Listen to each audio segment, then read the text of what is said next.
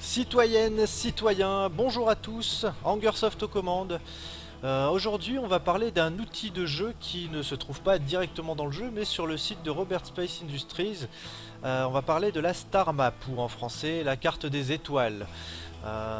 J'ai eu beau chercher des contenus divers et variés sur YouTube, sur Star Citizen, et en fait je suis tombé que très rarement sur cet outil, alors qu'en réalité il s'agit de quelque chose d'assez énorme qui va être extrêmement utile plus tard dans le jeu, et puis en fait on peut d'ores et déjà s'y pencher parce que ça concerne non seulement le contenu qui est déjà en place dans le jeu, mais le contenu qui est à venir également en termes d'espace. Alors la Star Map, qu'est-ce que c'est? Bien c'est simplement un outil qui référence tous les systèmes solaires qui sont actuellement prévus au développement du jeu.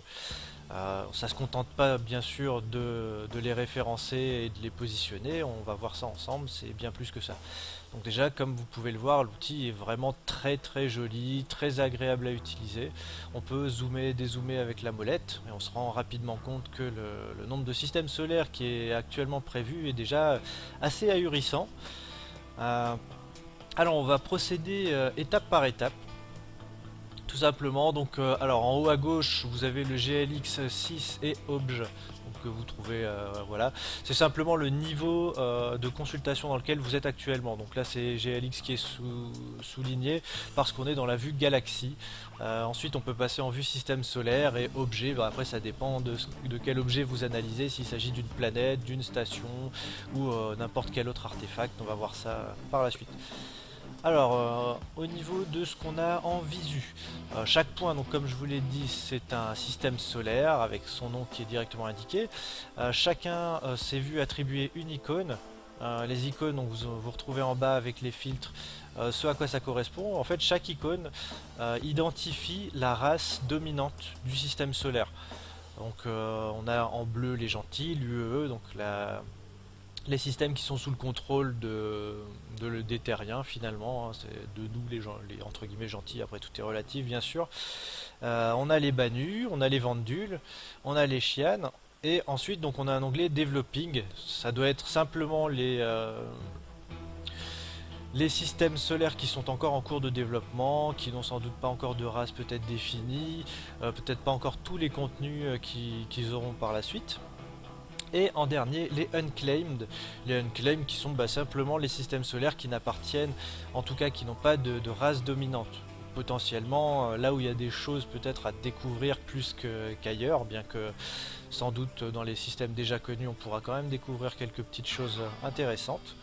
Alors ici, on peut du coup s'amuser à, entre guillemets, décocher ou annuler certains filtres pour ne valoriser qu'une des races en fait qui nous intéresse ou qu'un des types. Si on veut directement voir voilà les systèmes qui sont unclaimed, donc voilà on voit qu'ils ressortent un petit peu plus que les autres qui sont plus en transparence. Donc on voit rapidement vers où on peut se diriger. Donc ce qui est déjà très intéressant en soi. On passe au filtre suivant, juste à gauche, qui concerne les jump tunnels. Donc les jump tunnels, c'est finalement les tunnels qui font les liaisons entre les systèmes solaires, qui sont classés et classables, je ne sais pas si ça se dit, par taille de vaisseau. Donc ce qu'on voit large, medium ou small, en fait ça concerne la taille des vaisseaux qui peuvent l'emprunter. Donc c'est-à-dire qu'un vaisseau de taille petite ne pourra pas emprunter un tunnel qui est pour les grands vaisseaux. Et à l'inverse, un tunnel qui est fait pour les grands vaisseaux ne pourra pas être emprunté par des vaisseaux de petite taille. Donc bien sûr, après on a les médiums qui viennent en intermédiaire, mais du coup on peut rapidement voilà, se rendre compte des liaisons qui existent entre les différents système solaire. Après bon, si on pousse un petit peu et qu'on analyse plus loin, certains systèmes solaires n'ont pas de liaison, c'est parce que tout simplement les jump points sont encore à découvrir. Donc ça ce sera nos amis les explorateurs qui vont se mettre sur l'affaire, hein, puisque là clairement comme vous vous en rendez compte, il y a largement de quoi faire. Les trois filtres suivants sont des indices. Donc le premier c'est l'indice de population. Donc si je clique, hop, on voit qu'il y a des petites barres qui se chargent autour de tous les systèmes solaires et on peut comme ça d'un premier coup d'œil voir les systèmes qui sont très peuplés, les systèmes moyennement peuplés, ceux où il n'y a vraiment pas grand monde, qui sont parfois pourtant sous contrôle d'une race dominante, mais ça veut dire que potentiellement, même si c'est des vendules, on peut quand même aller y faire un tour sans prendre trop de risques finalement. Alors le filtre suivant, c'est le filtre économie qui permet de se rendre rapidement compte des systèmes où il y a beaucoup d'activités qui concernent l'économie, donc tout ce qui est du commerce, tout ce qui est du transport, du ravitaillement, en gros où il y a non seulement de la vie, mais pas uniquement de la vie en tant que par exemple colonie, mais vraiment de la vie, il y a des affaires, il y a du business, il y a des échanges. Voilà, il y a beaucoup de social finalement, c'est pas des gens isolés, etc. Il y a de l'activité. Ensuite, l'onglet Threat. Donc, Threat, c'est la menace. Actuellement, on se rend compte qu'il y a très peu de systèmes dans lesquels il y a un indicateur de menace élevé.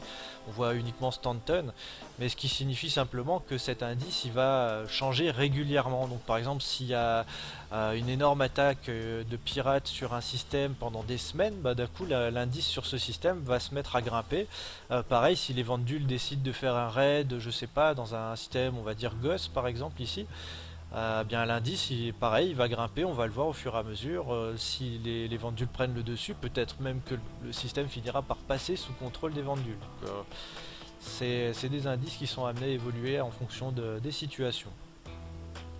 Donc je vais décocher pour réinitialiser tout ça. Ensuite on peut switcher de la vue 3D dans laquelle on est actuellement à la vue 2D. Donc la vue 2D qui permet simplement de bouger sur un plan 2D, hein, un plan plat. Donc ça permet plus facilement d'aller d'un bout à l'autre de la galaxie, puisque quand on est dans la vue 3D, on est sur un point central qui sert de pivot. Voilà. Mais bon, à partir de la vue 3D, généralement, je trouve qu'on s'en sort mieux, c'est plus lisible, plus facilement manœuvrable. Donc on était en fait dans l'onglet display, qui est l'onglet principal pour récupérer les informations utiles. Mais c'est pas tout, hein, puisqu'après on a la fonction search, une fonction de recherche simple. Par exemple, si je vous mets Mars, on entre la recherche et on peut à partir de là, donc soit avec la petite flèche, consulter, accéder à la planète, puisqu'on voit que c'est un type planète, ou alors la mettre dans ses favoris avec les bookmarks. Les bookmarks qui sont des marque-pages, hein, comme vous pouvez l'avoir sur vos navigateurs internet. Donc là, hop, je peux voyager directement vers la planète Mars. Donc, ce qui est déjà très sympathique en soi. Donc après on a le bookmarks dans lequel on va récupérer tous les marque-pages qu'on a pu sauvegarder, garder en mémoire. Et un autre outil qui vient encore renforcer ce côté complètement fou, c'est le Routes qui agit comme un GPS, ni plus ni moins. Donc on peut se taper un itinéraire bateau, hein. Par exemple on va faire Mars, hop, donc planète Mars, jusqu'à... hop, on va prendre des noms qui sont plutôt évidents. Ah tiens, on va aller jusqu'à Crusader pour changer. Hop, Crusader. Ensuite, ici, on sélectionne la taille du vaisseau avec lequel on veut faire ce voyage. Donc, on va dire qu'on prend un vaisseau de taille moyenne. Ensuite, je calcule. Là, il me trouve deux itinéraires. Donc la première route qui me trouve contient 13 sauts. Donc les jumps ce sont des sauts, donc on passe par des jump points pour passer d'un système à l'autre. Ça veut dire qu'on va passer par beaucoup de systèmes. Mais par contre on voit au niveau flight distance, donc au niveau de la distance du trajet, c'est légèrement plus court que celle qui contient moins de sauts. Donc après c'est une question de préférence. Passer par plus de systèmes, ça veut dire peut-être avoir plus de chances de tomber sur une embuscade ou de tomber dans un système où ça fight de partout. Mais le trajet est plus long, donc après tout dépend de si vous avez du carburant en plus et que vous voulez la jouer safe, ou si vous voulez faire le plus de profit mais la route va être un petit peu plus risquée. Donc, par exemple je vais cliquer sur View Route pour me tracer l'itinéraire du premier, et vous voyez donc là on arrive directement sur Mars. Donc, Mars est sélectionné et on voit que l'itinéraire se dirige vers le jump point qui relie Sol à Davienne, qui sont les noms des deux systèmes solaires qui sont reliés par le jump point. Ici, je peux emprunter ce jump point en allant sur Control Disk. Voilà. Alors il m'a pas sélectionné visiblement le jump point, il m'a sélectionné l'artefact, le Celestial Object, c'est une station spatiale a priori, où je peux d'ailleurs au passage consulter les informations. Donc on va du coup revenir en arrière, et je vais me débrouiller pour resélectionner ça plus convenablement. Ah, c'est emmerdant. Ah voilà. Donc là normalement je suis bon. La couleur était bonne. Ah. Pas toujours pratique, pas toujours aussi pratique on va dire que ce qu'on en attend. J'ai jamais été aussi emmerdé que là avec le contrôle disque, d'habitude c'est assez simple là pour le coup. Bon, est-ce qu'on a un autre jump point? C'est simplement pour vous montrer en fait le principe. Alors on a des planètes, astéroïdes, planètes. Ah voilà, on a un autre jump point de l'autre côté. Ah mais à chaque fois il y a une station juste à côté, donc c'est un peu casse-couille cette histoire.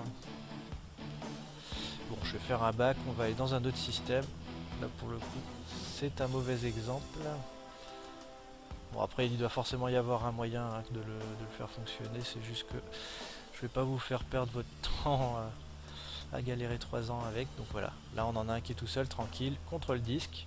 Donc sans cliquer dessus, hein, j'ai simplement glissé le curseur, navigate, et là en fait ça simule le fait de rentrer dans ce jump point. Et ça vous fait arriver à la sortie. Et voilà. Là on est dans le système Tanga. Donc voilà, déjà je trouve ça absolument énorme. Et après il faut savoir que si vous voulez pousser très loin au niveau de vos connaissances de la galaxie, chaque planète, donc comme vous l'avez vu précédemment, hop, on peut cliquer sur le petit disque de contrôle et regarder les informations. On a le type de planète, si elle est habitable, si elle appartient à une race, donc unclaimed forcément qui signifie qu'elle n'appartient à personne.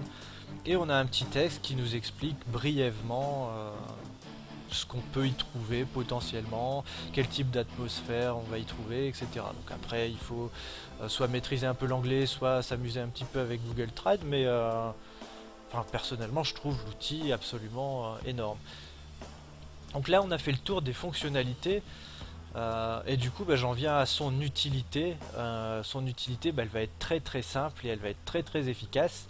Les personnes qui vont jouer toutes seules, ça va leur permettre de choisir des routes safe ou alors d'aller chercher le danger à l'inverse si elles ont envie un petit peu d'aller dans des endroits où ça bouge.